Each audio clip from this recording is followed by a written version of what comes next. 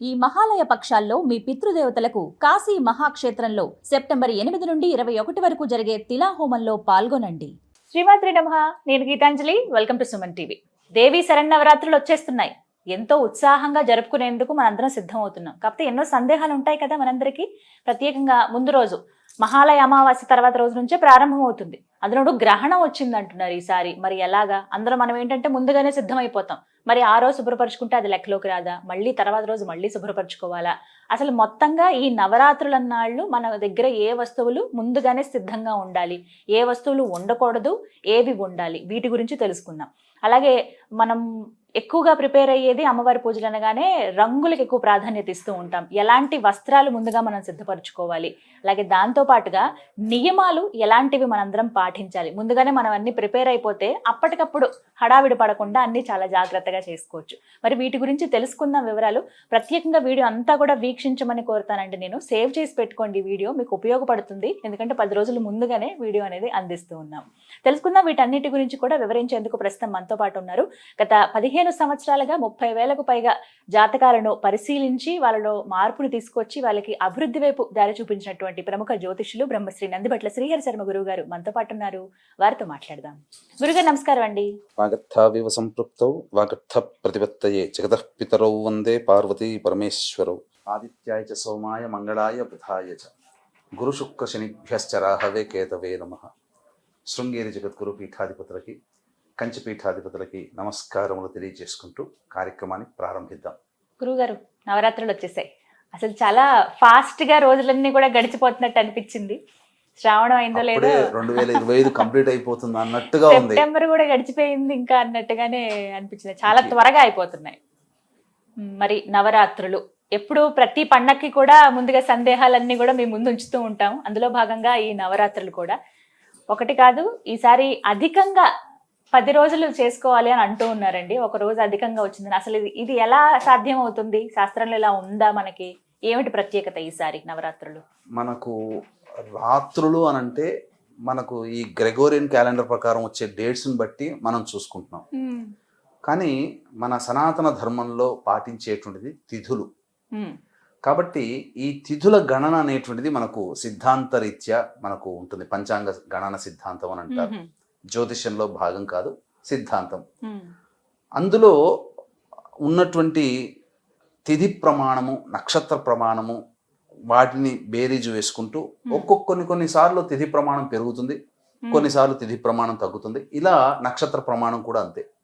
కాబట్టి ఇతమిద్దంగా ఇదే కరెక్ట్గా 24 గంటలు ఒక నక్షత్రం, 24 గంటలు ఒక తిథి. ఆ తిథి 24 గంటలు అనేటువంటిది కాకుండా కొన్నిసార్లు ప్రమాణాన్ని అనుసరించి పెరగడము, హెచ్చు తగ్గులు అనేటువంటి ఉండడం. ఈ హెచ్చు తగ్గులు జరిగినప్పుడు సంబంధించినటువంటిది రాత్రులు అన్నప్పుడు ఏమవుతుంది, సూర్యోదయ ప్రమాణాలు కూడా మారుతుంటాయి కదా. ఆ మారినప్పుడు ఇప్పుడు ఉదాహరణకి అష్టమి తిథి 6:30 ఉదయం ఉంటుంది, సూర్యోదయం 6:45కు ఉంటుంది. అంటే ఆ సూర్యోదయం కంటే ముందే అష్టమి తిథి ఉంది. మళ్ళీ తెల్లవారి అష్టమి తిథి 7:30 వరకు ఉందనుకోండి, అప్పుడు 2 రోజులు తిథి అలాగనే లెక్క పెట్టుకుంటాం. సూర్యోదయానికి ప్రమాణం ఉంది కాబట్టి అలా మనకు సంబంధించి అవి అవునమ్మా. అలా ఈ విధంగా తిథి అనేటువంటిది ఒకే తిథి 2 సూర్యోదయాలు గనక ఉంటే ఒకే తిథిగా మనం లెక్క పట్టుకుంటాం. అలా ప్రమాణం పెరుగుతుంది అంతవరకు. ఏదేమైనా కానీ ఈసారి అమ్మవారిని విశేషంగా ఇంకొక రోజు పూజ చేసుకుంటాం, అది సంతోషమే. ఇక మొట్టమొదటి సందేహం, ముందు రోజేమో అమావాస్య, అందులోనూ గ్రహణం ఉందంటున్నారు, సూర్యగ్రహణం. మరి పటాలు అవన్నీ కూడా ఎప్పుడు శుభ్రపరచుకోవాలి? ముందుగా తీసుకురావాల్సిన వస్తువులన్నీ కూడా ముందు రోజే తెచ్చుకోవచ్చా, లేకుంటే నవరాత్రి ప్రారంభమైన మొదటి రోజు అంటే గనక ఆలస్యం అయిపోతుంది పూజకి అనేటువంటి సందేహం చాలా మంది మహిళా మనుల్లో ఉందండి. నివృత్తి చేయండి. తప్పకుండానమ్మా. అంటే మనకు సాధారణంగా ఏదైనా నవరాత్రులు అనేటువంటివి అమావాస్య వెళ్ళిన పాఠ్యం నుంచే ప్రారంభమవుతాయి. అయితే అమావాస్య నాడు శుభ్రపరచుకోవడం అనేటువంటిది మనకు సాంప్రదాయంలో లేదు కాబట్టి చాలా మటుకు ముందు రోజు అయినటువంటి చతుర్దశి రోజునే అన్ని శుభ్రపరచుకునేవాళ్ళు పూర్వకాలంలో. కానీ ఈ యొక్క భాద్రపద మాసానికి సంబంధించి చూసుకుంటే మహాలయ పక్షాలు, పితృతిథులు, పెత్తరామాస్య, పెద్దోళ్ల తిథులు అని అంటుంటుంటారు కదా. అన్నప్పుడు ఆ ఇంట్లో ఖచ్చితంగా ఎప్పుడూ చేసుకోలేకపోయినా భాద్రపద అమావాస్య రోజున ఖచ్చితంగా పితృదేవత ఆరాధన అనేటువంటిది చేస్తారు. ఖచ్చితంగా మరి ఆ పితృదేవత ఆరాధన చేస్తున్నటువంటి రోజు అమావాస్య అయినప్పుడు ఆ రోజు దేవత సంబంధించినటువంటి పూజాది కార్యక్రమాలు క్లుప్తముగా చేసుకుంటారు. అంతే. కాబట్టి అమావాస్య రోజున చేసుకునే అవకాశం లేదు. పైగా చతుర్దశి ముందు చేసుకునే అవకాశం కదా.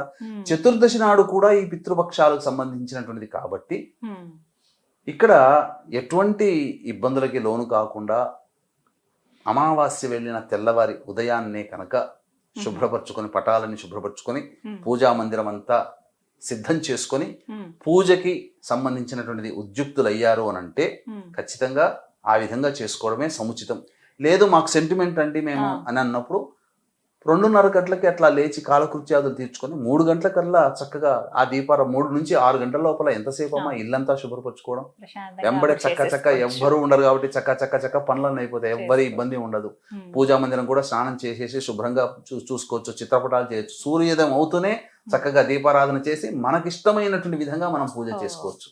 అలా మంచి సలహా. కాబట్టి ఆ విధంగా చాలా మంది ఇంకోటి ఏంటంటే గ్రహణం ఉంది కదా అని చెప్పి చాలా ఇది అడగబోతున్నాను. గ్రహణం ఎఫెక్ట్ ఏమన్నా ఉంటుందా, అసలు మనం పాటించాలా వద్దా? మనకేం గ్రహణం లేదు. అంతేనా? ఎందుకనంటే భారతదేశంలో ఇది కనిపించదు. న్యూజిలాండ్, ఆస్ట్రేలియా, ఫిజీ సంబంధించినటువంటి దేశాల్లో కనబడుతుంది తప్ప మన భారతదేశంలో కనిపించదు. కాబట్టి అసలు గ్రహణం గురించి పోయిన 7వ తారీఖు రోజున ఉన్నటువంటి చంద్రగ్రహణం ఉన్నది కాబట్టి దానికి పాటించాం. ఆచార నియమాలు, పట్టువిడుపు స్నానాలు ఈ గ్రహణానికి సంబంధించినటువంటి పాటించాల్సిన అవసరం లేదు. పైపెచ్చు నవరాత్రుల ప్రారంభానికంటే ముందు గ్రహణం వచ్చింది, చేసుకోవచ్చా చేసుకోకూడదు అనేటువంటి సందర్భం కూడా ఉంటుంది. ఎందుకంటే 3:23 వరకు గ్రహణ సమయం సూచిస్తుంది మన భారత కాలమానం కన్వర్ట్ చేసుకుంటే. కాబట్టి మనకు లేదు కాబట్టి చక్కగా 3 గంటలకి ప్రారంభం చేసేసి సూర్యోదయం కల్లా అన్ని కార్యక్రమాలు ఇంట్లో చిత్రపటాలు కానీ విగ్రహాలు కానీ అన్ని క్లీన్ చేసుకోవచ్చు. అసలు ఇంకా ధ్యాస కూడా తీసేసి అమ్మో గ్రహణం అనే ఆలోచన కూడా వదిలేమంటారు. అంతే కదా, సంతోషం. మళ్ళీ వాటి కోసం అని అదొక భయం, ఆందోళన ఉంటాయి. ఇక ఖచ్చితంగా ఈ 10 రాత్రులు అని ఎలా అనాలి గురువు గారు? ఎందుకంటే నవరాత్రులు అంటే 9 రాత్రులు ఉన్నప్పుడు అంటాము. ఇప్పుడు మరి దశరాత్రులు అనొచ్చా? నవరాత్రులే ఎందుకంటే తిథుల ప్రకారం చేసుకునేది కదమ్మా. కాబట్టి నవమి తిథి వరకు మనం లెక్క పెట్టుకుంటాం కాబట్టి ఆ తిథిగా నవరాత్రులు అనడమే చెప్పడం సముచితం. గురుగారు, మరి ఈ నవరాత్రి పూజకు సిద్ధపరచుకోవాల్సిన వస్తువులు ఏంటో వివరిస్తారా? ప్రధానంగా వస్తువుల కన్నా ఈ నవరాత్రికి సంబంధించి సిద్ధపరచుకోవాల్సినటువంటిది నిర్మలమైనటువంటి భక్తి, విశ్వాసం.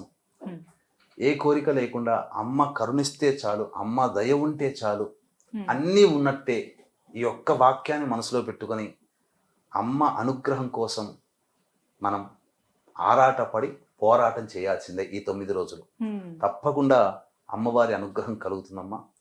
ఇక నిండైనటువంటి విశ్వాసంతో ఆ సోమవారం 22వ తారీఖు రోజు నుంచి ప్రారంభం చేసుకొని అమ్మవారికి ముఖ్యంగా ఇష్టమైనటువంటిది కాంతి, దీపారాధన. కాబట్టి చక్కగా అవకాశం ఉంటే వీక్షించేటువంటి ప్రేక్షకులు కూడా అఖండ దీపారాధన చేసుకోగలిగే అవకాశం ఉంటే అఖండ దీపారాధన చేయవచ్చు. లేదు ఉన్నంత వరకైనా సూర్యోదయం నుంచి ప్రభృతి మొదలుకొని సూర్యాస్తమయం మనం నిద్రించేంత వరకైనా కానీ దీపారాధన ఉండేటట్టుగా చూసుకోవాలి. ఆ విధంగా వెలుగులు చిరుగుతూ ఉన్నటువంటి సందర్భంలో కాంతివంతంగా అమ్మవారి యొక్క పూజా మందిరం గనక ఉంటే తప్పకుండా అమ్మవారు ప్రసన్నురాలవుతుంది. ఎందుకంటే పూర్వకాలంలో ఇప్పుడు వచ్చాయి విగ్రహాలు, కానీ పూర్వకాలంలో కేవలం జ్యోతిని మాత్రమే ఆరాధన చేసేవాడు. అందుకే ఓంకారం చెప్పేటప్పుడు జ్యోతి మాత్రమే ఉంటుందమ్మా. ఆ జ్యోతి పరబ్రహ్మ స్వరూపం. మనం ఈ మధ్య వచ్చాయి దేవాలయాల్లో, అంటే ఒక కొన్ని వేల సంవత్సరాల మొట్టమొదటి పరంజ్యోతి అని చెప్పి, అంటే ఈ విధంగా దీపారాధన చేసుకోవాలి. ఇక మిగిలినటువంటివి అమ్మవారికి ఇష్టమైనటువంటి వస్తువులు, ముఖ్యంగా అమ్మవారికి నామార్చన. కాబట్టి నామార్చనకి తగ్గట్టుగా కుంకుమార్చన అంటారు. ఈ కుంకుమార్చన తగ్గట్టుగా శుద్ధమైనటువంటి కుంకుమ, యాసిడ్స్ కలిపి తయారు చేసింది కాకుండా పరిశుద్ధమైనటువంటి కుంకుమ తయారు చేసే చోట కొద్దిగా రేట్ ఎక్కువైనా పర్వాలేదు, కానీ శుద్ధమైనటువంటిది వస్తువు వాడాలి. కుంకుమార్చన చేసిన కుంకుమార్చన మళ్ళీ మళ్ళీ వాడవచ్చునమ్మా, తప్పేమీ లేదు అమ్మవారి విషయంలో. తర్వాత పసుపు, గంధము, ఇవి ప్రధానంగా. ఎందుకంటే ముత్తైదు స్వరూపముగా మనం చేసేటువంటిది. చక్కటి వస్త్రము, అలాగే అమ్మవారికి మట్టి గాజులు, ఇవి సాధారణంగా మనం ఏర్పాటు చేసుకోవాలి. ఇక తదనంతరం పూజలో భాగంగా ధూపము, దీపము, నైవేద్యం. ధూపం విషయంలో సుగంధ పరిమళమైనటువంటి ధూపములు, ఘాటైనటువంటివి వాడకుండా, ఎందుకంటే అమ్మవారు సౌమ్య దేవత కాబట్టి, ఈ సౌమ్య దేవత ప్రసన్నతనిచ్చేటువంటిది కాబట్టి, ఆ అమ్మవారు అనుగ్రహించాలి అని అంటే ప్రసన్నంగా చక్కటి సువాసన కలిగినటువంటిది వాడాలి. అంతే తప్ప ఉగ్రదేవతలకి ఇచ్చినట్టుగా ఇది ఉండకూడదు.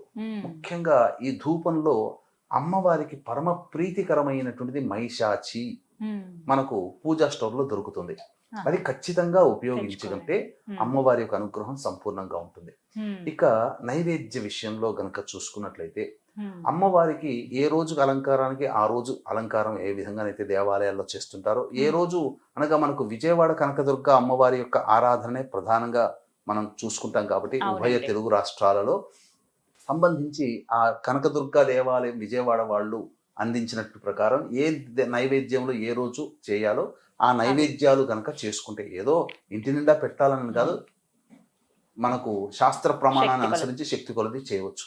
ఏది లేదు, అటువంటిది లేదు అన్నారు అనుకోండి, అమ్మవారికి పెరుగన్నం అన్న దధ్యోజనం అంటారు, మిరియాలు అవి వేసిన.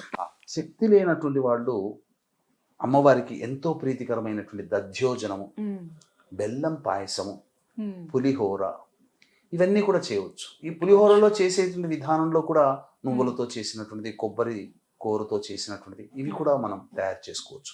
కాబట్టి అమ్మవారికి నైవేద్యాల విషయంలో శ్రద్ధ వహించాలి, శుచి శుభ్రతగా పాటించాలి. ఇక అన్నిటికంటే ప్రధానముగా ఇల్లంతా కూడా పరిమళ భరితముగా ఉండాలి. అంటే సెంటు కొట్టమని కాదు, ఇల్లంతా కూడా సుగంధ ద్రవ్యములతో ప్రధానముగా నింపుకోవాలి.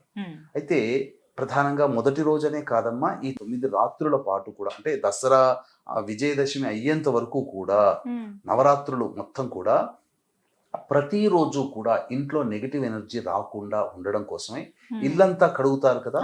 కడిగిన తర్వాత మంచి శుభ్రమైనటువంటి నీటిలో కొంత గంగా జలము, గోదావరి నీళ్ళు, కృష్ణా నీళ్ళు, నర్మదా నీళ్ళు, ఏదో ప్రముఖ నది నీళ్లు ఉంటాయి, ఆ నది నీళ్లు కొంత వేయడం. వేసిన తర్వాత అందులో గళ్ళ ఉప్పు, మెత్తటి ఉప్పు, అయోడైజ్డ్ కాదు, గళ్ళ ఉప్పు, అలాగే జాజికాయ, జాపత్రి పిండి చేసి అది, తర్వాత కుంకుమ పువ్వు, చక్కటి పసుపు, అలాగే గోఅర్కం అంటే గోపంచకం వేసి అంతా కడియెత్తి పెట్టి, ఆ ముందుగా ఆ రోజంతా ఇల్లంతా శుభ్రపరచుకుంటాం కదా, మళ్ళీ ఒక మారు పలుచటి బట్ట తడిపి మళ్ళీ ఒకసారి ఆ విధంగా చేస్తే దేవతా శక్తి ఆవహిస్తుంది. ఆవహించినటువంటి దేవతా శక్తి స్థిరంగా ఉంటుంది, మళ్ళీ వెళ్లకుండా. అసలు నెగటివ్ ఎనర్జీ పోవడం కోసం కూడా ఈ ప్రక్రియ ప్రతిరోజు ఇలా చేసుకుంటే చాలా మంచిది, ఉదయము సాయంత్రం. అప్పుడు ఏమైపోతుందంటే ఒక 2 రోజులు చేసి చూసిన తర్వాత ఇల్లంతా కూడా ఏదో ఒక శాంటిటీ, ఒక పవిత్రత, ఒక ప్రశాంతత, ఒక ఆనందం. చేస్తున్నటువంటి వాళ్ళకి కూడా కుటుంబ సభ్యులందరూ సహకరించడం మొదలు పెడతారు. ఇవన్నీ ఈ వాతావరణం అంతా దైవిక వాతావరణం కనిపిస్తుంది. ఈ విధంగా చేసుకోవాలమ్మా. తర్వాత అమ్మవారికి ఖచ్చితంగా తాంబూల ప్రీతి కాబట్టి ఖచ్చితంగా తాంబూలం అనేటువంటిది అమ్మవారికి పెట్టాలి. ఆ తాంబూలాన్ని కుటుంబ సభ్యులు తీసుకోవచ్చు, తప్పేమీ లేదు. 10 రోజులకు సరిపడా అది కూడా సిద్ధపరచుకోవాలి. శక్తి ఉంటే, ధనవంతులైతే ప్రతిరోజు ఒక ముత్తైదుని ఒక రూపంగా, మొట్టమొదటి బాలా త్రిపుర సుందరి రూపం కాబట్టి అమ్మాయిని 9 ఏళ్ల లోపల ఉన్న అమ్మాయిని పిలిపించి బాలాగా వచ్చి అమ్మాయిని చక్కగా బట్టలు పెట్టి అమ్మాయికి పాద ప్రక్షాళన చేసి అమ్మవారి లాగానే పూజించుకోవాలి. తర్వాత ప్రతిరోజు ఒక్కొక్క అవతారంగా అమ్మవారిని భావన చేసి ఆ యొక్క వ్యక్తికి చక్కగా వస్త్రములు, దక్షిణ, ఇంట్లో భోజనం పెట్టడం చేయొచ్చు. శక్తి లేని వాళ్ళు కూడా ఉంటారు. ఉన్నప్పుడు ప్రధానంగా 10వ రోజున, విజయదశమి రోజున 3 ముత్తైదులైనా కానీ కనీసం, లేదా ఒక్కరికైనా కానీ పిలిపించి ఆ ముత్తైదుకి సంబంధించినటువంటి, అమ్మవారికి సంబంధించినటువంటి వస్తువులు, పూజలో వాడినటువంటి వస్తువులు ఇవ్వవచ్చు, దానం చేయవచ్చు. ఈ విధంగా చేసుకుంటే ప్రసన్నురాలు అవుతుందమ్మా. అమ్మవారి యొక్క అనుగ్రహం కలిగింది. ఇంకా చెప్పాలి అంటే కొన్ని నియమాలు పాటించాలి. సాధ్యమైనంత మేర మౌనంగా ఉండడానికి ప్రయత్నం చేయాలి. ఎల్లప్పుడూ కూడా 22వ తారీఖు నుంచి మొదలుకొని విజయదశమి అయ్యేంత వరకు కూడా ఎప్పుడూ కూడా శ్రీమాత్రే నమః, శ్రీమాత్రే నమః, శ్రీమాత్రే నమః, వంట వండుతున్నా, స్నానం చేస్తున్నా, ఇలా ఏది చేస్తున్నా ఒక్క కాలకృత్యాదులు తీర్చుకునే సమయంలో తప్ప, స్నాన అశౌచ సమయంలో, దంతధావన ఈ 3 సమయాల్లో తప్ప ఎప్పుడు కూడా శ్రీమాత్రే నమః శ్రీమాత్రే నమః. వంట వండుతున్న మామూలు రోజుల్లో వంటకి ఇలా నామజపం చేస్తూ వండి అమ్మవారికి ఇచ్చిన నైవేద్యం పెట్టుకున్నటువంటి భుజించడం ఎంతో అమృతంగా ఉంటుంది. ఇంకా జుట్టు విరబూసుకొని ఉండకూడదు. తలస్నానం ప్రతిరోజు చేయాల్సినటువంటి అవసరం ఏమీ లేదు. మొదటి రోజు తలస్నానం చేయవచ్చు. స్త్రీ వరకు మనకు చెప్పబడినటువంటి ధర్మశాస్త్రం ప్రకారము నిద్ర నుంచి లేవగానే నీళ్లు చల్లుకుంటేనే స్నానం చేసిన ఫలితం. పురుషుడికి మాత్రం ప్రతిరోజు స్నానం ఆచరించాల్సింది, తలస్నానం.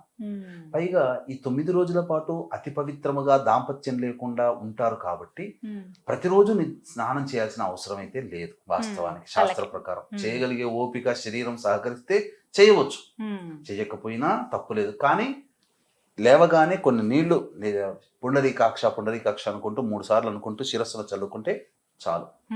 ఇలా ఈ విధంగా ప్రతిరోజు కూడా నిర్మలమైన మనస్సుతో దాంపత్య జీవితానికి బ్రహ్మచర్య వ్రతాన్ని పాటిస్తూ చక్కగా చేసుకోవాలమ్మా. ఇది ఈ నియమాలు పాటించాలి. ఆహార నియమాల్లో ఏమైనా ఉన్నాయండి? అంటే ఇవి ఖచ్చితంగా తినకూడదు ఈ నవరాత్రుల్లో అంటే ఏమైనా? ఇక్కడ ప్రధానంగా అమ్మవారికి సంబంధించి అంటే రజోగుణాన్ని పెంపొందించే ఆహారాలు, మద్యము, మాంసము తినకూడదు. అలాగే ఉల్లిపాయ, వెల్లుల్లి ఇలాంటివి తినకూడదు, అస్సలు వాడకూడదు. కాబట్టి శాంతపరిచే గుణాలు, సౌమ్యంగా ఉండేటువంటిది, సాత్వికమైనటువంటి ఆహారమే భుజించాలి. మసాలాలు ఇవన్నీ వాడకూడదమ్మా. ఈ 9 రోజుల పాటు పూర్తి శాకాహారం అనేటువంటిది ఉంటే అమ్మవారు చాలా ప్రీతిగా పాత్రలు అవుతుంది. కలశం ఖచ్చితంగా సిద్ధపరచుకోవాలా అండి? ఖచ్చితంగా పెట్టుకోవాలా మేము? ఎందుకంటే మొదటిసారి చేసే వాళ్ళు ఉంటారు, మేము ఈసారి నవరాత్రులు చేసుకుందాం అనుకుంటున్నాం అండి దీక్షగా, మరి ఖచ్చితంగా కలశం పెట్టాలా అని అడుగుతారు గురుగారు. మరి పూర్వకాలంలో పటాలు కానీ విగ్రహాలు కానీ లేవు కాబట్టి జ్యోతిగా ఆరాధించేవాడు. తదనంతర కాలంలో నీరు ఉన్న చోట దైవం ఉంటుందని సూక్తి కాబట్టి కలశంలో నీటిని నింపి అందులో పూర్ణ ఫలము, కొబ్బరికాయని పూర్ణ ఫలం అని అంటారు. కారణం ఏంటంటే బ్రహ్మాండం అంతా అందులోనే ఉంది. బ్రహ్మాండానికి స్వరూపమే కొబ్బరికాయ. అందుకనే ఈ యొక్క భూమండలాన్ని, బ్రహ్మాండాన్ని దానం చేయాలంటే ఎవరికి శక్తి కాదు కాబట్టి కొబ్బరికాయ దానం చేస్తే బ్రహ్మాండాన్ని దానం చేసిన పుణ్య ఫలితం వస్తుంది. అందుకనే సమస్త బ్రహ్మాండము ఆ కొబ్బరికాయ స్వరూపంగా కాబట్టి, సకల దేవతా స్వరూపం కాబట్టి ఏ పూజ చేసినా పూర్ణ ఫలం కలశము, కలశం మీద, కలశం లోపల కొన్ని ఆ పత్రములు, పంచపల్లవాలు, దాని మీద కొబ్బరికాయ. అయితే కలశాన్ని పెట్టుకునేటువంటి అవకాశం ఉండగలిగి అంటే దాన్ని నిలుపుకోగలగాలి. అంటే ఏంటి, కలశం అనేది పెట్టిన తర్వాత మొట్టమొదలు ఆవాహన ప్రాణప్రతిష్ఠ చేయాలి. ఈ ప్రాణప్రతిష్ఠ మంత్రము మామూలుగా చూసే పుస్తకాల్లో దొరకదు, మామూలుగా పూజా పుస్తకాల్లో దానికి ఒక మంత్రం. అందుకనే పూజారిని ఆ విధంగా నియమించుకునేవాళ్ళు. చాలా మంది సాధారణంగా ప్రాణప్రతిష్ఠ మంత్రాన్ని ఇవ్వరు. అందుకనే ఎవరైనా కానీ వీక్షించేటువంటి ప్రేక్షకులు ఇప్పుడు మనం చెప్పుకోబోయేది అనగా పూజలో భాగంగా అమ్మవారిని ఆ కలశంలోకి ఆవాహన చేసి వెంబడే తమలపాకుని ఇలా తమలపాకు అగ్రభాగం అంటే తొడిమలు ఇక్కడ పెట్టుకొని ఈనెలు అక్కడ ఉండాలి. అప్పుడు ఇలా తమలపాకు పెట్టుకొని దాని మీద ఇలా చెయ్యి వేసి బొటన వేలు పెట్టి ఇలా కలశం ఆనించి ఇప్పుడు చెప్పబోయేటువంటి మంత్రాన్ని విన్న ఆ సమయంలో ఆ విధంగా శ్రవణం చేసిన లేదా ఈ మంత్రాన్ని చెబుతూ ఆ విధంగా క్రియ చేసుకున్న సంబంధించినటువంటి ప్రాణప్రతిష్ఠ అమ్మవారు వచ్చేసేస్తుంది. అమ్మవారి ధ్యాన శ్లోకం ఏదైనా కానీ ఇష్టమైనటువంటి అమ్మవారి ధ్యాన శ్లోకం, లలిత అమ్మవారి ధ్యాన శ్లోకం చేసిన తర్వాత ప్రాణప్రతిష్ఠ మంత్రం ఓం అసనీతే పునరస్మా సుచక్ష పునః ప్రాణమిహనో దేహి భోగం జోక్వస్యేమ సూర్యముచ్చరం తవనమతే మృళయానః స్వస్తి అమృతం వైహి ప్రాణ అమృతమాపః ప్రాణ నేవయథాస్థానముపహ్వయతే. ఈ మంత్రాన్ని చక్కగా చేసుకోవచ్చు. ఈ మంత్రాన్ని చదవలేని వాళ్ళు మేము సరిగ్గా విన్నామో లేదో అని చెప్పి సందేహం ఉంటుందమ్మా. అటువంటి వాళ్ళకి ఏమీ లేదమ్మా. భావన ఇక్కడ మంత్రంలో అర్థమే కదా మనం చేసేది. మన భావన, మన అర్థం అమ్మవారికి అంటే ఏంటి, ఆ విధంగా తమలపాకు పెట్టి ఎంతో ప్రేమగా ఆహ్వానం చేస్తే వచ్చావమ్మా, నిండుగైనటువంటి హృదయంతో, కరుణమైనటువంటి కరుణా హృదయంతో వచ్చావు, నేను చేసే పూజలో నిక్షిప్తమై ఉన్నావు. కాబట్టి నీ అద్భుతమైనటువంటి దేవతా శక్తి ఇక నుంచి నా పూజ పూర్తి అయిపోయి ఇక చాలమ్మ నీ పూజ పూర్తి చేసుకున్నాను అనేంత వరకు ఆ ప్రాణశక్తి ఈ కలశంలో, నీ దివ్యశక్తి ఈ కలశంలో ఉండే విధంగా కరుణించు మాత అనే భావాన్ని తలుచుకొని ఆ విధంగా చేసిన చాలమ్మ ప్రాణప్రతిష్ఠ అవుతుంది. ఖచ్చితంగా ప్రాణప్రతిష్ఠ. వీడియో సేవ్ చేసుకుంటే మీరు అన్నది వింటూ అలా చేసుకున్న ప్రాణప్రతిష్ఠ. తర్వాత ఈ ప్రాణప్రతిష్ఠ అయిపోయిన తర్వాత ప్రతిరోజు కూడా త్రికాలాలలో కనీసం ఉదయం లేదా సాయంత్రం అయిన సంధ్యా సమయంలో ఈ సంబంధించినటువంటి పూజాది కార్యక్రమాలు పంచోపచార విధానంగా కలశం పెట్టుకుని ఆనవాయితుంటే ఖచ్చితంగా చేసుకోవాలి. కానీ చాలా మందికి కలశం ఏదో పెట్టుకుంటారు, పూజ చేసుకుంటారు. కానీ ప్రాణప్రతిష్ఠతో కూడుకున్న ఉన్నప్పుడు 9 రోజులు చేయగలిగే శక్తి ఉంటే 9 రోజులు చేయవలసిందే. ఇక మళ్ళీ ఉద్వాసన ఆఖరి రోజున ఉద్వాసన మంత్రంతో చెప్పాలి. అలాగే అఖండ దీపం కూడా వెలిగిస్తారండి. ఇది కూడా నియమమా? ఖచ్చితంగా ఉండాలా లేకపోతే వారి వారి ఇష్టమేనంటారా? ఎవరి ఇష్టానుసారమా. ఎందుకంటే అఖండ దీపము అనేటువంటిది ఆ 9 రోజులు పూజ చేసుకుంటూ ఉంటే దేవతాశక్తిని ఆహ్వానం చేసినప్పుడు అఖండ దీపం ఉందనుకోండి, ఆ దేవతాశక్తికి కూడా మార్గం. అఖండ దీపం ఉన్న చోట ఏ యొక్క నెగిటివ్ ఎనర్జీ పాస్ కాదు. ఖచ్చితంగా రాక్షస గణం ఆ ఇంట్లో ప్రవేశించదు. దేవతాశక్తికి చిహ్నం. అందుకనే మీరు గమనించుకుంటే అనేక దేవాలయాల్లో అఖండ దీపారాధన ఉంటుంది.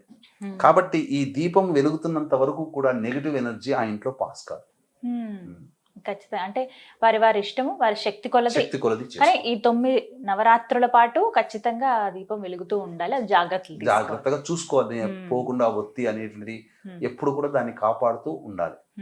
ఇక ఖచ్చితంగా అందరికి వచ్చేటువంటి సందేహం, నవరాత్రులు చక్కగా చేసుకుందామని ప్రారంభించామండి, అశౌచం వచ్చింది, ఏం చేయాలి? ఈ అశౌచం అనేటువంటిది సాధారణంగా అనేక రకాలుగా ఉంటుంది. ముఖ్యంగా కుటుంబంలో రక్త సంబంధీకులు ఎవరైనా మరణించినా ఈ అశౌచం వస్తుంది. ప్రారంభించిన తర్వాత ఏం చెయ్యాలి అనేటువంటిది. బాగా దగ్గరైనటువంటి రక్త సంబంధీకులు, ఒకే అన్నదమ్ముల పిల్లలు 11 రోజులు ఉంటుంది. మేనమామ లేదా మేనత్త ఉన్నప్పుడు పక్షిని అంటే 1.5 రోజు లేదా 3 రోజులు కొన్ని ప్రాంతాల్లో. కాబట్టి మొదలు పెట్టిన తర్వాత ఇలాంటివి వచ్చినప్పుడు మనం ఏమీ చేయలేం. అంతే కదండి. కాబట్టి దాన్ని అవకాశం ఉంటే వచ్చే సంవత్సరంకైనా చేసుకోవచ్చు. లేదా కనీసము ఈ మైల తీరిన తర్వాత 3 రోజులు 1 రోజు అయినా కానీ శుద్ధి అవుతారు కదా, అప్పుడైనా చేసుకోవచ్చు. ఇంకొక రకమైనటువంటి ఆశౌచం ఏంటంటే ప్రధానంగా స్త్రీలకి సహజంగా వచ్చే ఋతుస్రావం. కాబట్టి పూజ ప్రారంభం చేసిన తర్వాత స్త్రీ ఋతుమతి కనుక అయితే ఆ సంబంధించి ఆ స్త్రీ ఆ దేవతా పరిసరాల్లో తిరగకుండా ఆ 3 రోజులు పూర్తిగా దూరంగా ఉండి ఇంట్లోని వ్యక్తులు పూజాది కార్యక్రమాలు చేయగలిగితే చేసుకోవచ్చు. కానీ ప్రస్తుత కాలంలో కుటుంబ సభ్యులు అందరూ ఆ సంబంధించినటువంటి పాటించలేకపోవచ్చు. ఎందుకంటే ఋతుమతి అయినటువంటి స్త్రీ మళ్ళీ వంట చేసే అవకాశం రావచ్చు. అటువంటిప్పుడు ఆ వంటింట్లో ఉన్నప్పుడు అమ్మవారికి పెట్టే నైవేద్యం కానీ పూజా మందిరాల్లో చాలా మటుకు వంటింట్లోనే ఉంటుండే చాలా మంది. అటువంటి ఋతుమతి అయ్యి ఉండి అన్ని ముట్టుకోగలిగేటువంటి స్థితి కనుక ఉంటే ఇక అక్కడితో పూజ ఆఫ్ చేయడం మంచిది. లేదు అవకాశం ఉంది, దూరంగా ఉండగలుగుతాం, మాకే ఇబ్బంది లేదు, మాకు ఇంట్లో వాళ్ళు చూసుకుంటారు, నా భర్తో లేకపోతే నా సంతానమో చేస్తారు అనుకున్నప్పుడు అన్ని నైవేద్యాలు కూడా వాళ్ళే వండుకొని చేసుకోగలిగితే మంచిది. కానీ ఆ దేవతా పూజా పరిసర ప్రాంతాల్లో కనీసము ఆ ఋతుమతి అయినటువంటి స్త్రీ తాకిన గాలి కూడా ప్రవేశం చేయకూడదు. అంటే అసలు ఆ రూమ్ లో దేవతా మందిరంలో రాకుండా చూసుకోగలిగితే మంచిది. 3 రోజులు 4వ రోజు కేవలం సంబంధించి ఇంటి బాగు చేసుకోవడానికి మాత్రమే అధికారం. 5వ రోజు నుంచి మళ్ళీ ఆవిడ పూజ చేసుకోవచ్చు. తర్వాత అక్కడి నుంచి వారు మళ్ళీ కొనసాగించుకోవచ్చు. అయితే ఇంకొక సందేహం అండి, దసరా రోజుతోటి పూజ అయిపోయినట్టేనా, ఇంకా కొనసాగించాలంటారా? అయితే శాస్త్ర ప్రకారం గనక చూసుకుంటేనమ్మా ఈ నవరాత్రులు అనేటువంటిది 9 రాత్రులుగా చేసుకుంటారు. కానీ అమ్మవారు షోడశ కళారూపిణి. మన అమావాస్య వెళ్ళిన పాడ్యం నుంచి మొదలుకొని పౌర్ణమి వరకు కూడా ఈ సంబంధించిన 15 కళలతో పక్షము రోజులు విరాజిల్లుతుండి అమ్మవారి కళ చేరి 16 కళలతో ఉండిపోతుంది. కాబట్టి పూర్వకాలంలో ఆచార సాంప్రదాయంగా అమ్మవారిని ఆరాధన చేసే దక్షిణాచారం కానీ, సమయాచారం కానీ, కౌళాచారం కానీ, వామాచారం కానీ వాళ్ళు కేవలం నవరాత్రులతోనే కాకుండా పౌర్ణమి వరకు కూడాను పూజాది కార్యక్రమాలు చేసి పౌర్ణమి రోజున పూర్ణాహుతి చేసుకుంటారు. అది కాబట్టి మరి ఇప్పుడు పౌర్ణమి వరకు చేయొచ్చా అండి ఒకవేళ శక్తి ఉన్న చేయకుండా వాళ్ళు పౌర్ణమి వరకు చేసుకోవచ్చమ్మా. చక్కగా ఎందుకనంటే ఇక్కడ చాలా మంది పూజలు చేసుకుంటూ ఉంటుంటారమ్మా. అంటే ఏంటి, ప్రతిరోజు ఎంతో భక్తిగా పూజ చేసుకుంటుంటారు. అందరికీ కూడా ప్రధానంగా ఏంటనంటే మన ఇంట్లో పూజ చేసుకున్నాం, కానీ అమ్మవారి అనుగ్రహం ఇంకా విశేషంగా కలిగితే బాగుండును అని చెప్పి అని చాలా మందికి ఉంటుంది. కాబట్టి పైగా ఈసారి పౌర్ణమి తిథి ఉత్తరాభాద్ర నక్షత్రంతో వచ్చింది. సాధారణంగా రేవతి నక్షత్రంలో కానీ, అశ్వినిలో కానీ, లేదా భరణి నక్షత్రంలో కానీ ఆశ్వీజ పౌర్ణమి వస్తుంది. ఉత్తరాభాద్ర నక్షత్రంతో కూడుకున్నటువంటి ఆశ్వీజ పౌర్ణమి రావడం చాలా విశేషము. కాబట్టి దీన్ని దృష్టిలో పెట్టుకుని 6వ తారీఖు రోజున రాత్రి 7:30-8 గంటలకి మన పీఠం ఆధ్వర్యంలో ఈసారి ప్రత్యేకముగా వాంఛా కలపలత సిద్ధి హోమం అనేటువంటిది చేయడం జరుగుతుంది. అలాగే దీంతో పాటుగా రాజరాజేశ్వరి హోమము సంబంధించినటువంటి అమ్మవారి హోమాలు అనేటువంటి వారాహి, రాజరాజేశ్వరి, దశమహావిద్యలో కొన్ని హోమాలు. వాంఛా కల్పలత అంటే వాంఛ అంటే కోరిక, కల్పలత అంటే మన కోరికని సిద్ధింపచేసి. ఈ అమ్మవారు ఎలా విచిత్రంగా ఉంటుందంటేనమ్మా, మనకందరికీ తెలిసింది వినాయకుడే, కానీ స్త్రీ రూపంలో ఉన్నటువంటి వినాయకి చేతిలో వీణ పట్టుకొని ఉంటుంది. చాలా విశేషమైనటువంటి అమ్మవారు, చాలా రహస్యమైనటువంటి అమ్మవారు. కానీ ఇది కేవలం ఉపాసన పనులు మాత్రమే చేసేది. అటువంటిది మన పీఠం ఆధ్వర్యంలో 6వ తారీఖు పౌర్ణమి రోజున రాత్రిపూట జరుగుతుంది. ఈ కార్యక్రమంలో నమోదు చేసుకున్నటువంటి వాళ్ళకి ఈ శక్తిపాతం చేసినటువంటి కరుంగలి మాల ఇవ్వడం జరుగుతుంది. ఈ విధంగా చాలా వరకు సందేహాలు నివృత్తి అయిపోయి వైజయంతి మాల కూడా ఇవ్వడం జరుగుతుంది. ఇవన్నీ ఎవరైతే హోమంలో పాల్గొంటారో వారికి. చివరిగా అడగాలనుకున్నది, రంగులు చాలా ప్రాధాన్యం కదండి ఈ నవరాత్రుల్లో. ఏ రంగుల వస్త్రాలు సిద్ధపరచుకోవాలి ముందుగా? ఖచ్చితంగా అవి ఉండాల్సిందేనా? అసలు సోషల్ మీడియాలో చూసుకుంటున్నామా, కొంతమంది ఇంతకు ముందు ఈ పూజ ఈ అమ్మవారు ఈ రంగుతో కట్టుకొని చేయమన్నదా, ఈ గాజులు ధరించమందా, మీరందరూ అతి చేస్తున్నారు అన్నట్టు. సాధారణంగా భక్తికి ప్రతీక. అంటే మనం చూసుకున్నాం అనుకోండి, పెళ్ళిళ్ళకి పోతాం, ఎంతో మంది చక్కగా అలంకరించుకొని వస్తారు. అంటే అదేమన్నా ఫ్యాషన్ కాదు కదమ్మా, ఒకరి హుందాతనాన్ని చూపించుకోవడం. అలాగే భక్తిని మనము అణువణువున మన మనస్సులో నింపుకొని ఉన్నా, కించిత్ మాత్రము కూడా మన యొక్క మనస్సు చెదరకుండా ఉండడం కోసం, నేను అమ్మవారి దీక్షలో ఉన్నాను అని తెలియచేయడం కోసం కొన్ని నియమ ధారణా పద్ధతులు అనేటువంటివి ఉంటాయి. అందుకనే కదా అయ్యప్ప స్వామికి నల్ల వస్త్రాలు అనేటువంటి ధారణ. నేను అయ్యప్ప స్వామి దీక్షలో ఉన్నానని తెలపడం కోసమే కదా. భవానీ మాల వేస్తారు, ఎరుపు రంగు వస్త్రాలు. అలాగే ఈ సంబంధించినటువంటి అమ్మవారికి ప్రీతికరమైనటువంటి రంగులు ఏవయ్యానంటే ఎరుపు, పసుపు మరియు ఆకుపచ్చ.